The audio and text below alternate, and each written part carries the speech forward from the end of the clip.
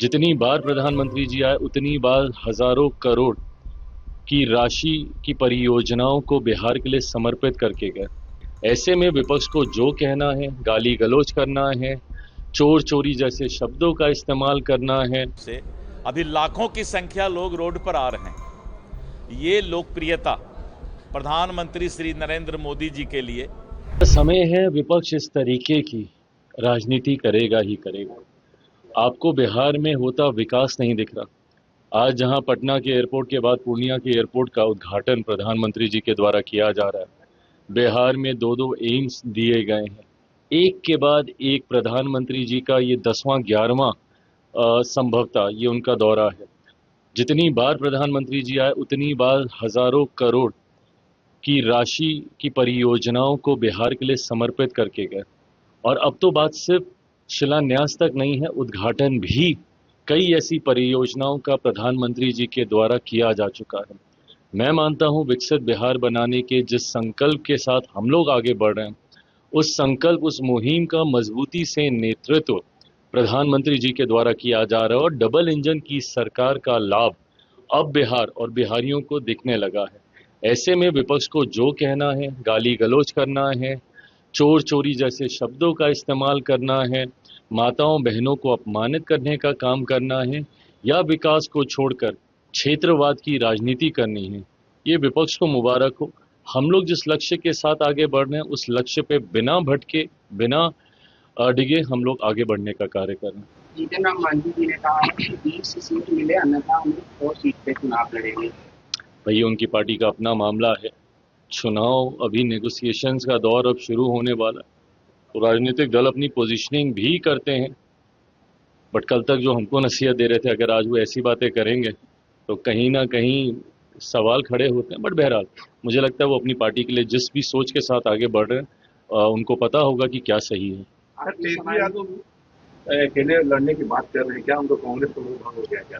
कांग्रेस से मोह भंग होना स्वाभाविक है। जिस तरीके से कांग्रेस के नेता और नेता प्रतिपक्ष राहुल जी जब बिहार दौरे पर आए थे, एक लंबा समय उन्होंने यहाँ पे बिहार की जनता को भ्रमित करने के लिए एसआर वाले मुद्दे को लेकर उन्होंने यात्रा निकाली थी और उस यात्रा में बिहार के नेता प्रतिपक्ष ने अपना सर्वोच्च उनको समर्पित किया था। उनकी गाड़ी तक वो चला रहे थे, उनके पीछे पीछे हर मंच पर, हर जगह वो दिखने का काम कर रहे थे। पर उसके बावजूद उनके नेतृत्व को स्वीकारा नहीं गया, उनके नेतृत्व को कांग्रेस के द्वारा सम्मान नहीं दिया गया। तो ऐसे में कहीं ना कहीं इस बात की ठेस तो होगी ही होगी।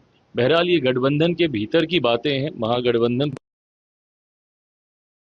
किसके साथ लड़ेंगे नहीं लड़ेंगे, बट एक ऐसी पार्टी जिसका बिहार में कोई जनाधार नहीं बचा, कांग्रेस जैसी पार्टी, उसके पीछे अगर नेता प्रतिपक्ष बिहार के अगर ऐसे जाते हैं तो कहीं ना कहीं उनको, उनके कार्यकर्ताओं को इस बात की ठेस तो जरूर पहुंची होगी। संभवतः इस सोच के साथ उन्होंने ये बयान दिया होगा अकेले चुनाव लड़ने का।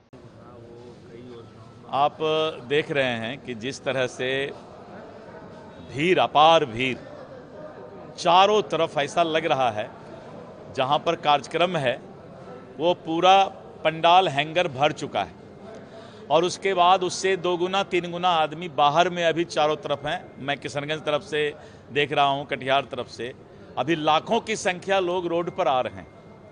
ये लोकप्रियता प्रधानमंत्री श्री नरेंद्र मोदी जी के लिए पूर्णिया और विशेष करके सीमावर्ती क्षेत्र के जनता में है। आज तक जितना कार्यक्रम हुआ, दरभंगा, भागलपुर, जमुई, झंझारपुर, विक्रमगंज, सिवान, मोतिहारी, गया, सारा रिकॉर्ड पूर्णिया की जनता और सीमावर्ती क्षेत्र के लोग उसको रिकॉर्ड को तोड़ देंगे।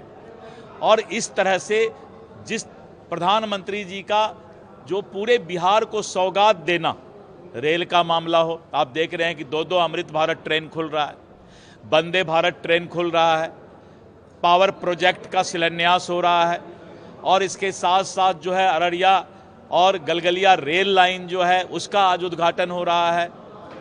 विपक्ष को, और विशेष करके मैं लालू यादव जी का पोस्ट देख रहा था, लगता है कि इन लोगों को अब दिखाई कम पड़ रहा है विकास। आप किसको चुनौती दे रहे हैं? अररिया गलगलिया रेल लाइन को जिसका उद्घाटन होना है, पावर प्रोजेक्ट को जिसका शिलान्यास होना है, 2 अमृत भारत ट्रेन खुल रही है यहाँ से, क्या वो आपको दिखाई नहीं पड़ता है? वंदे भारत आपको दिखाई नहीं पड़ता है? इतना बड़ा इंफ्रास्ट्रक्चर, रेल, रोड, और जब जहाज उड़ेगा हो सकता है वो दिखाई नहीं पड़े, क्योंकि जहाज उड़ेगा तो ऊपर चला जाएगा।